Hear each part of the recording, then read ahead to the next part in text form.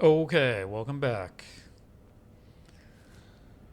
All right, so we're done with the Smeltinator 9000. We're done looking at code. I don't want to look at code anymore. It's work. It's dangerously close to work. That's a good story. Because when I first started playing this game, like I said before, my buddy Dranxus was helping me a lot, and we would stream our games to each other so we could bounce ideas off each other, and and help each other out with problems and stuff. And so on my old base, the very first thing, other than the solar panels that I automated, and I mean with the solar panels, I was kind of really just following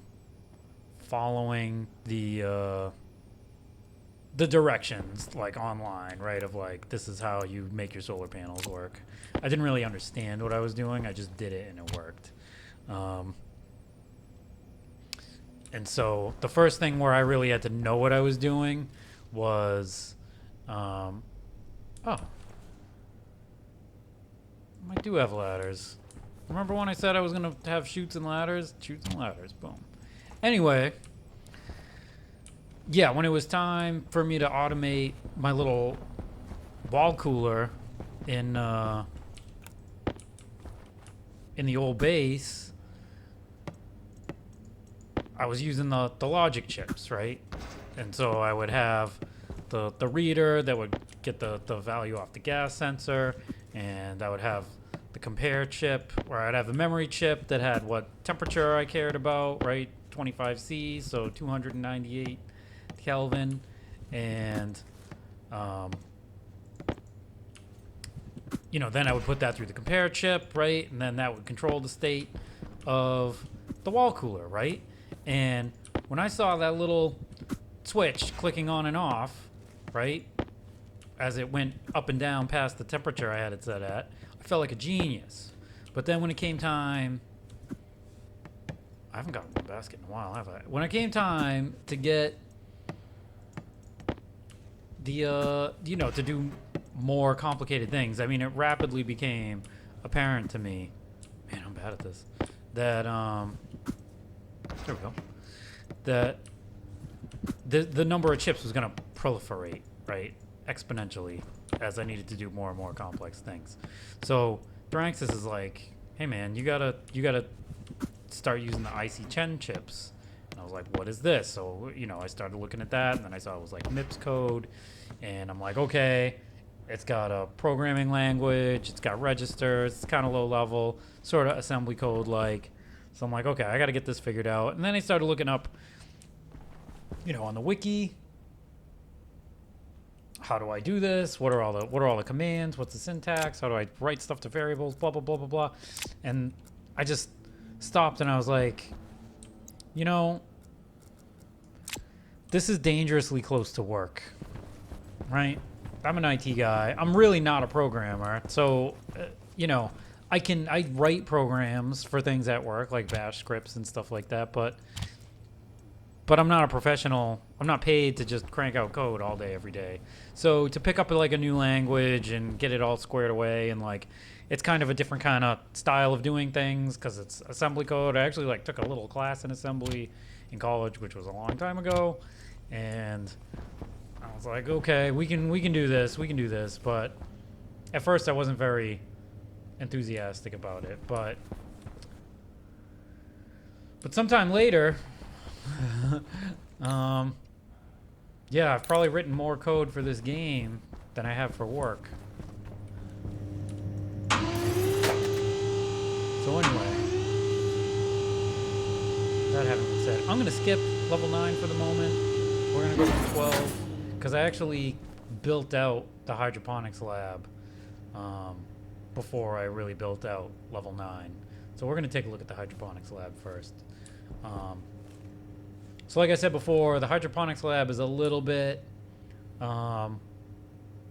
segregated from the rest of the base. It's not a traditional airlock. There's no pumps, there's no sensors, there's no anything. It's just a set of double doors, right? It's got like a vestibule. Or a foyer. So I did make it so that you can check, get a glance. At a glance, I maybe, like I said before, it might be good to put this in the ops room. So I'll replicate this downstairs. I keep saying downstairs when there are literally no stairs in my base. Anyway, but it's right. You can come in without having to actually go in through the double doors. You can take a look and be like, okay, everything's fine. I got enough carbon dioxide. Temperature looks good. Pressure looks good. And you could be on your merry way. But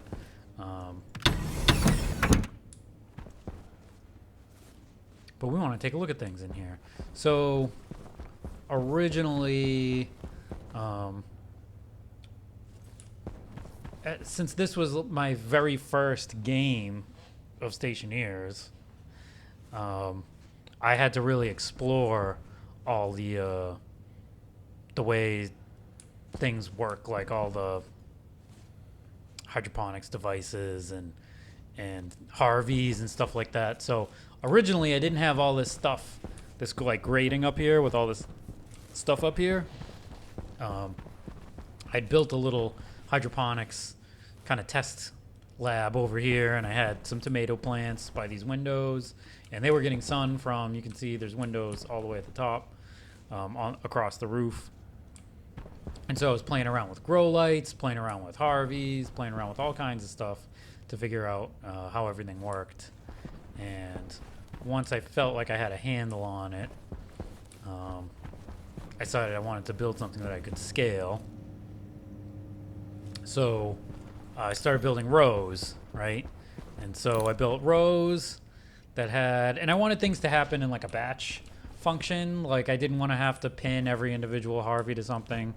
So the way I built this out is each of these rows is, I think it's 3, 6, 9, 12 Harveys, right? 1, 2, 3, 4, 5, 6, 7, 8, 9, 10, 11, 12. Yeah, 12, or sorry, 12 hydroponics devices with a Harvey above each one.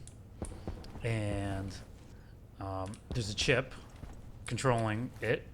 There's a squirrel outside my window. Hang on for a second. What is going on? That was funny. Anyway, so I've got each circuit is separated as opposed to, you know, the vast majority of the rest of my base. Like you've seen, right? I have everything coming off of the server room. But while like the devices that are down here, like the computer, and there's a composter that's underneath here. The air conditioner, which I don't actually use anymore. You'll see some of the other stuff that's on this network. It's underneath the floor. But all that stuff is controlled from the server room, right? So like all of these sorters are coming off of chips. Or actually, well, the sorters, yeah, no, the sorters are done by the computer. All of these valves and everything for the air, right? Like I said before in the previous video, right, this is all coming off of pipes that run the full height of the building, going all the way down to the basement. So I tap that stuff off here, and then I have just a regular breathing air pump that keeps the thing pressurized, and then I have a separate one just for carbon dioxide. So originally I had like 3% CO2 in the breathing air, and I realized I was just cycling a ton of air by using 97% not carbon dioxide to pump carbon dioxide into the room. So I just ran a dedicated carbon dioxide pipe up here, and then this thing is pumping. It's still low pressure, so if I have a leak, it's not necessarily a problem right away. but I have a pipe that comes all the way up, and then that just goes into the same output pipe that that the regular breathing air goes into.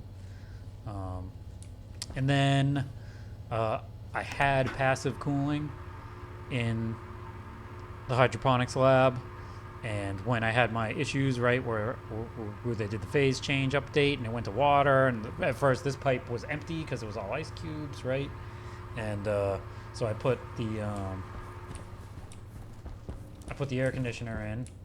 That's what this heat exchanger is for. And I filled this thing with pollution, and so since this is so much more efficient, I've gone back to passive cooling. So this air conditioner basically, I can uninstall this thing. I've still got it there right now, but eventually I'll probably take that thing out. Right now the temperature is climbing pretty slowly. Oh, it's not. It's actually going back down. But remember, in a previous video, we left the hangar doors closed. Oh, I'm making some carbon dioxide here. Anyway, we got the hangar doors closed, so those big big radiators in the hangar aren't running right now. So this thing is it's a little bit above 80°C, but it'll be a long time before this temperature comes up.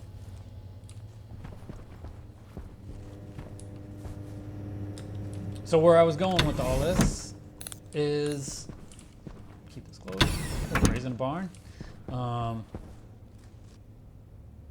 is since I want to do batch reading and writing for each of these rows, but I want each row to be separate from every other row, these are all electrically segregated, so each row has a power control. I don't think there's a battery in these. Nope. It's purely, so I could have used like a transformer or whatever, but I used the power control. So it isolates these from each other, but I still want the sunlight angle for control of the grow lights, and because of that I got logic mirrors for every row that are taking the daylight sensor. I have a daylight sensor on the roof in addition to one out in the solar panel field, but these are all using the one on the roof. So that's pumping that into each of these, but other than that, they're all isolated.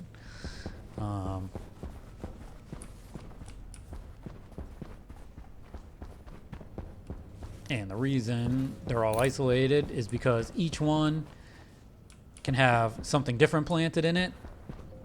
And so each of these rows, it's basically the chip is polling what's growing in like one of these devices, and then it's plopping it up on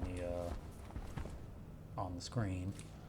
And when the chips are on, what they do is they're polling these hydroponics devices for the growth state and the seeding state, and I can configure it to key off of either one of those, and it's basically operating the Harveys based on once it gets to either the growth state or the seeding state that I want to harvest at, then it harvests until they're empty.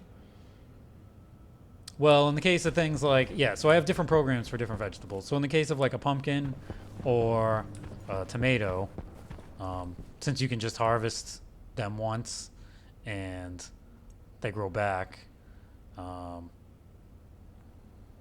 can have it so they just, pull once and then wait for them to regrow and then pull again, et cetera, et cetera. And because the different plants have... Is that thing dead? No. Because the different plants have different ideal sunlight and darkness intervals, I turn the grow lights on and off based on the angle of the sun. So I realized when the sun is up, right, these plants are getting 100% daylight. But if you have the grow light on at the same time they're getting sun, they actually get 180%. You know, they get the 100% from the sun and the 80% from the grow light. So I hit them with both, and that can really stimulate the growth rates. I think all my plants are trash right now because I've been ignoring the genetics for a long time. Yeah, these things aren't doing so great. But I had tomatoes growing at like almost 200% efficiency at one point. I've let these things languish, so they're not doing great. And so basically what happens is these things grow, then they get harvested, then they all go out on the green shoots, and the green shoots all aggregate here.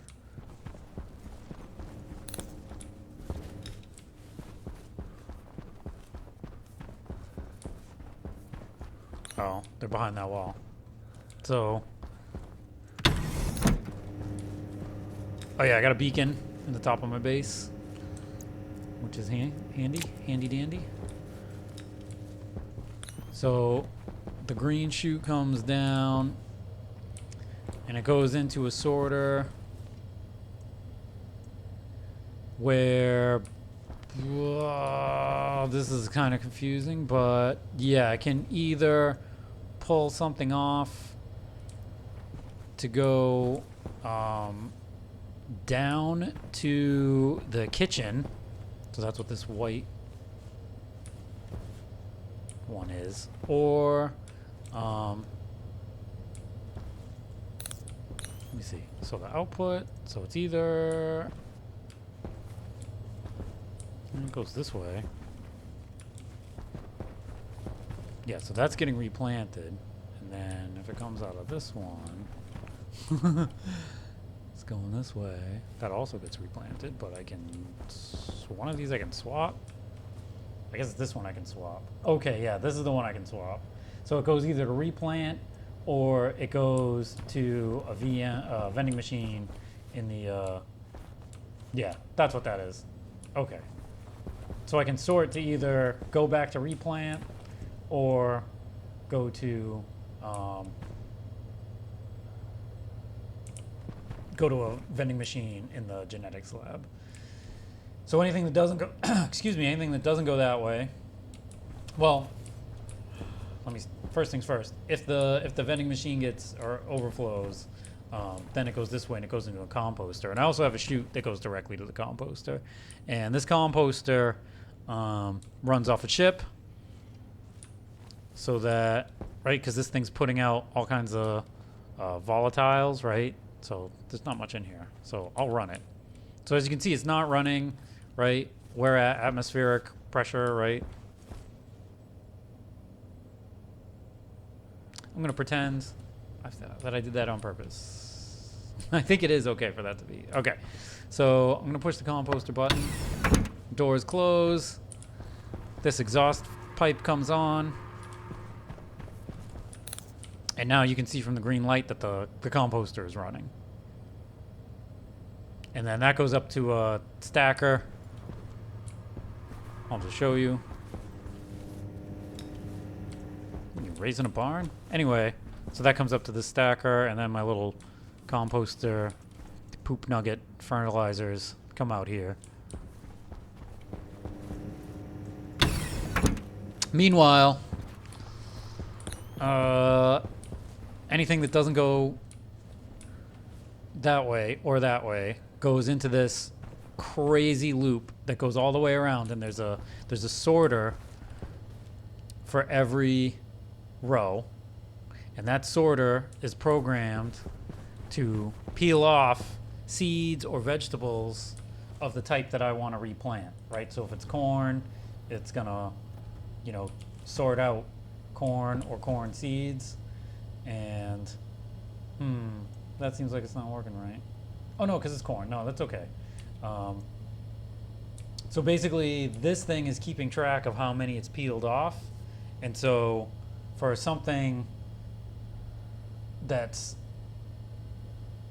I feel like...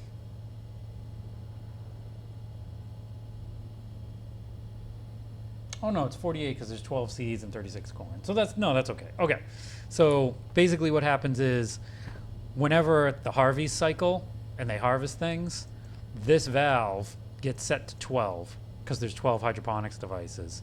And then, so that takes 12 seeds and or corn and sends them up into the white shoots. And we'll get to the white or gray shoots. And we'll get to that in a minute. So, and then once it's hit 12, it's like, okay, I've taken enough things for the Harveys to have enough to plant. So then this thing goes back into this mode where it's sending it back into the chute. So then that goes to the next row, which goes to the next row, which goes all the way around here to these rows. And it's doing the same thing, right? So it's coming around, and if it's potatoes, it's grabbing potatoes. If it's rice, it's grabbing rice, etc., until it gets all the way around. And then it gets to these two sorters. And this one goes to a cooker that's down in the kitchen. And then this one goes directly to a vending machine down in level 9. As you can see, it says 2L9 REM. And so if I have something that I want to go straight to a vending machine so I can sell it, right? Like some vegetables that I want to sell, or that I want to take out, I'll put like soybeans in the vending machine so that I can take them out and make oil out of it, that sort of thing. I'll program the sorter to do that. And so what this thing is supposed to do when it's done, oh yeah, so now it's done, it's processed all that stuff. So now this thing waits until the whole room has been evacuated.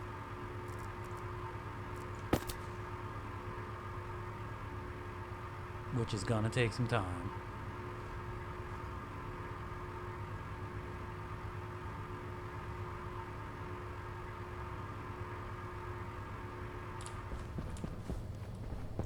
And I think once it's done, I don't know if it fully evacuates or if it just waits until there's no volatiles, but effectively it's the same thing.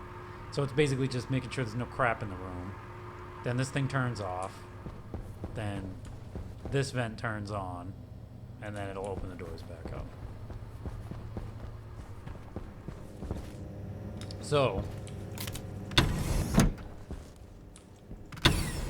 like we were saying, when a thing harvests, they come back up, right, at this end of the row on either, right?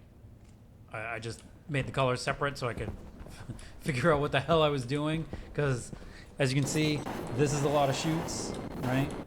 So as the stuff comes up, it goes into these flip-flops. And as you can see, the ones at the end of the row are 5 to 1 because there's 5 Harveys ahead of it. So it splits off 1, lets the rest through, right? This one's 4, this one's 3, this one's 2, this one's 1, and the little one at the end of the row. So basically, this ensures, or is supposed to ensure, that every time it harvests, the sorter grabs 12 of the thing I need to replant, and it goes perfectly, right, into all of these things, and then it replants.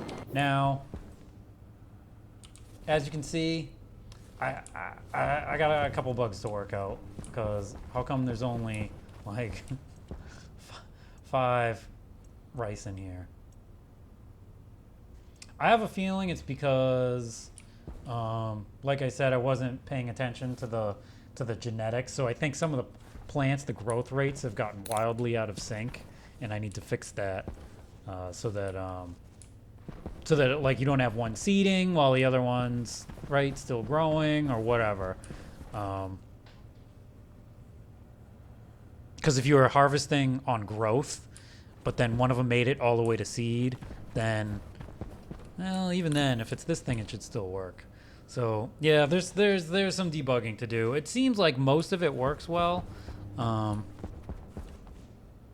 although I say that, but it seems like none of them are working right. But all the soybeans are working, the pumpkins are working. But I had like, that's right. I just had way too much corn. So you can see I turned the corn off. Okay. So the corn was working. Although these lights are on. Turn those off. Save some electricity.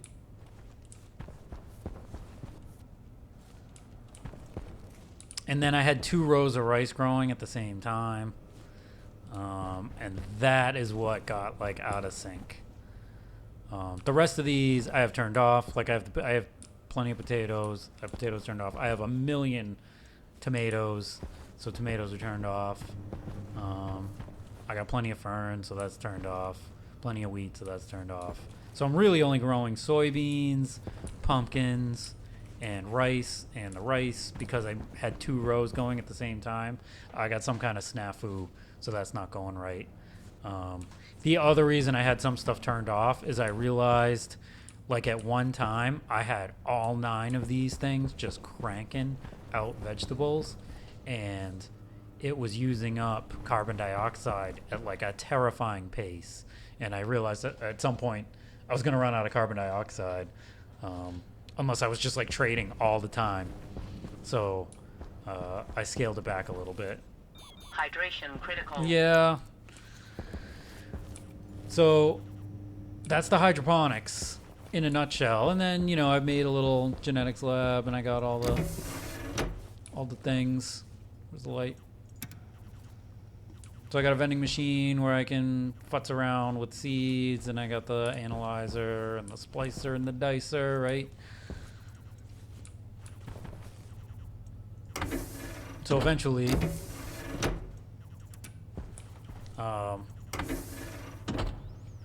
if I care, I can make more efficient plants. So that took a lot of work. You can imagine just how long it took just to get all these chutes all set up. Although I gotta say, once I like got in the zone, replicating these rows wasn't. I mean, it was a lot, but I was able to crank them out, and I designed this so that I could actually have 3 more rows, so I could have a total of 12 rows of crops growing up here. But like I said before, it was generating so many vegetables that it was unnecessary. So let's go downstairs. Once again, there are no stairs. Going to level 9. So level 9 is the dining room, communications. We got the kitchen, we got sleeping quarters. So let's start with the kitchen. So those chutes that went from the sorters down to level 9, this is where they go. One of them goes to an automated cooker. One of them goes straight to the vending machine. And this vending machine is connected to the network out in the hangar, so I can, you know, sell all my canned goods to traders. Right? This is the automated oven, goes to a sorter, right? Anything that I can turn into canned goods goes through this chute. Anything that can't bypasses it, comes back up, and then goes into the vending machine. And then this is where I can like throw, right? If I have odds and ends or empty cans, right? I throw them in here and they go into the canning machine. So as you can see, I got 100 cooked tomatoes in there. I got 180 tomatoes there. I got 200 pumpkins. I got 426 corn. That's why I turned the corn off. I got way too much soy. So as you can see, I got everything. And it's like, I got the flour, I got the milk, I got the eggs from you know, I got eggs from the trader. And then in here, this is where I would keep all my eggs, right? And like flour and oil and stuff like that. And then I got like the manual, right?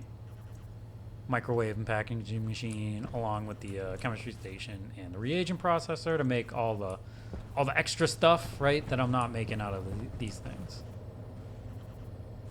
So that's the kitchen. And I got a fire extinguisher, because you should have a fire extinguisher handy. Here's your kitchen. So once you have food to eat, you can come into the dining room, which has a nice view of the old base. And I got some decorative plants. Once these things are seeding, which they're not growing very fast because it's not hot in here, but it's enough. I think I can take this grow light out and they'll just sit there. And I need some water, so let's drink some water.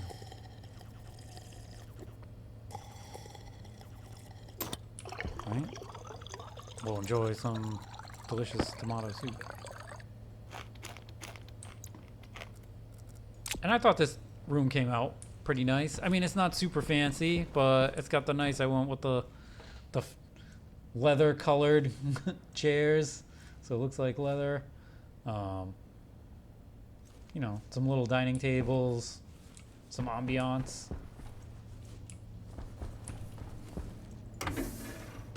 And then we got the sleeping quarters over here.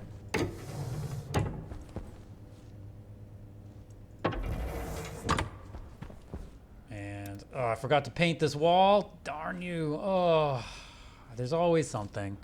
But I got a few rooms here. They all have a bed. They got a little end table. They got a locker. They got a little desk. I had a chair, but I don't know. The chair is like so far away. It looked kind of wonky, so I had no chair. And so I have multiple rooms. So we got the orange room. We got the green room. We got the blue room.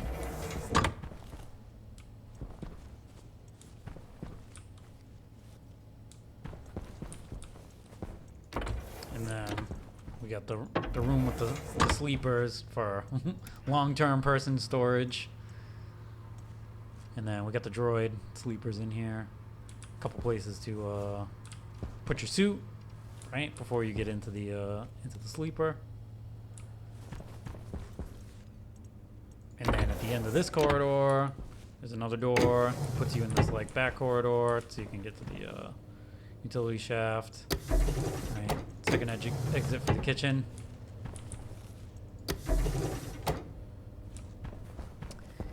And finally, we got the communications room. So, in a previous video, we brought a trader down and we closed the doors and we pressurized the room. And then we started depressurizing the room and I left. So the doors are still closed. But I want to be able to manipulate that stuff without having to go through the secret underground tunnel and go up there and manipulate stuff and all that and wait, right? Because it takes time for that room to pressurize and depressurize. So I made another room with another set of controls, just like the ones in the hangar, that from this switch, I can control, well, there's two switches. There's one down here and one up here. And if you flip either switch in either location, it flips control back and forth from the hangar controls to these controls. And one thing I want to point out is, right, like let's say you had air in the hangar, so it's pressurized, and you have the doors closed, but let's say, right, you have, this is like the door is open, right? If I just flip the switch and it's like, okay, I'm doing whatever you're doing here, then that door would open and all the air would go out. So I made it, like we'll change some things here, right? Right, we'll set that to 45 degrees, right? Even though that's at 55 degrees, that's set to something else. We'll set this to like 65% power, even though it's set to 20, right? So I'm getting, these are the values for what's out there. These lights all correspond to the state of the doors. So red for closed, because you don't want to bring someone in or have them leave while the doors are closed. And then the vent direction, it's red for pull it out of the hangar, blue for pump it into the hangar, and then green for on. So the vents down there are on. You can actually even kind of see that the light's on down there. So you can see there's no pressure in there right now. So I'm going to flip this, And even though this thing's set to 65, this thing's set to 45, and this thing is set to open, these controls are all going to synchronize to how it's set now. Boom. So this went back to 20. This went to 55, right? 55, 20. This is set to closed. Life is good. So now, because there's no pressure in there, I can now open the hangar doors. So now it goes to green. I can turn these vents off since there's no air in there anyway.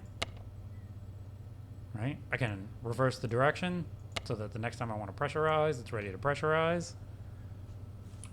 And we're ready to rock. So one last thing.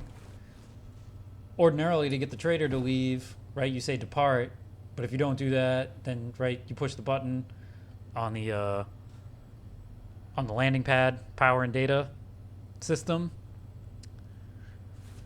But I'd have to walk all the way out there. So I have a button that mimics pushing the button on that thing. But because I don't trust myself, we'll close the doors, right? Doors are closed.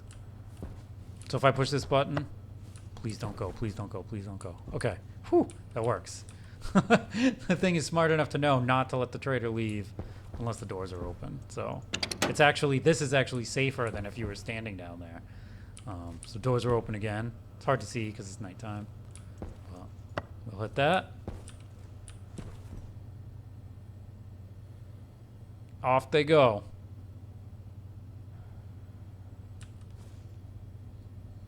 Bye. And if I wanted to, I could pull in another trader right from here.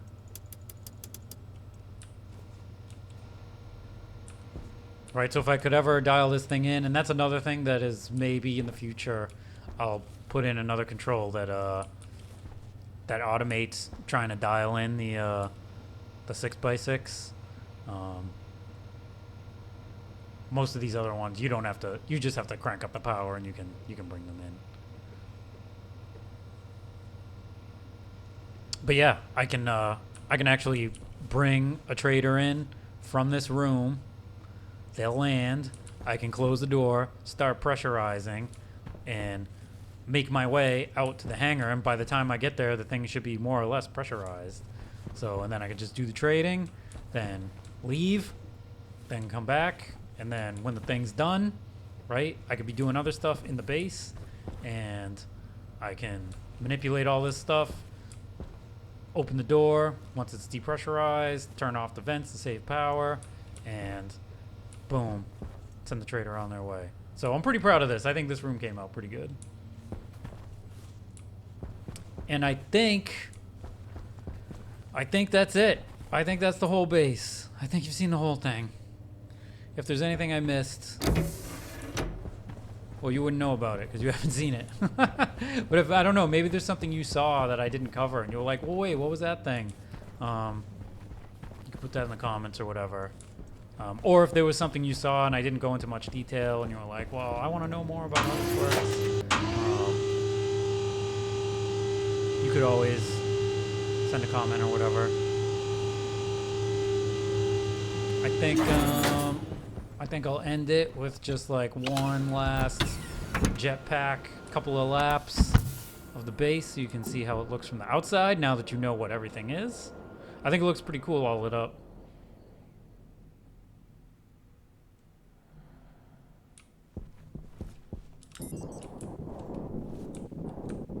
Right, so there's the suit room, right?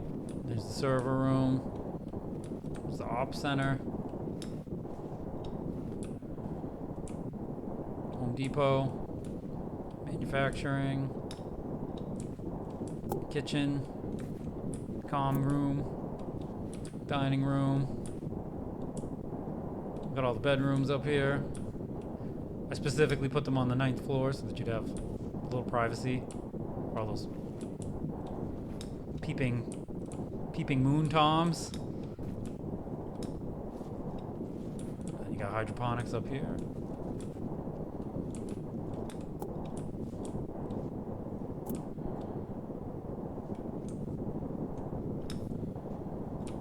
Solar panel farm.